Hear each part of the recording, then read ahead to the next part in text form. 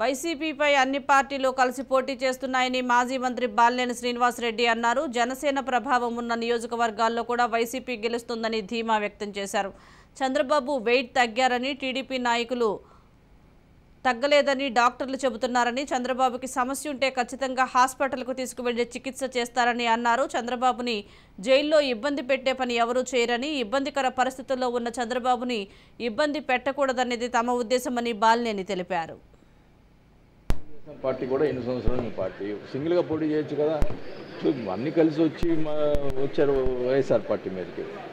అయినా మేము ఎక్కడ కూడా మేము డివైడ్ కావట్లా. ఇప్పుడు ఒంగోలు ఉంది, వైసీపీ పార్టీకి సంబంధించి మేము జనసేన టీడీపీ కలిసినా కూడా మేము పోటీ చేస్తాము. డెఫినెట్గా మేము గెలుస్తాం నమ్మకం మాకుంది.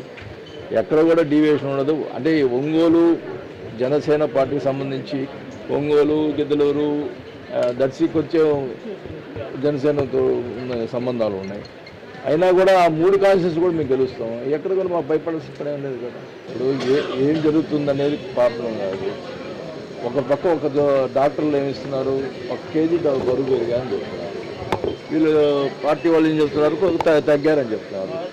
ఏది కరెక్ట్ అయితే అది ఎవరైనా ఇబ్బంది అయిన పరిస్థితిలో ఎవరికి ఇబ్బంది పెట్టకూడదు అనేది నా ఉద్దేశం. కానీ ఆ ప్రాబ్లం అయితే లేదని చెప్పి అంటున్నారు.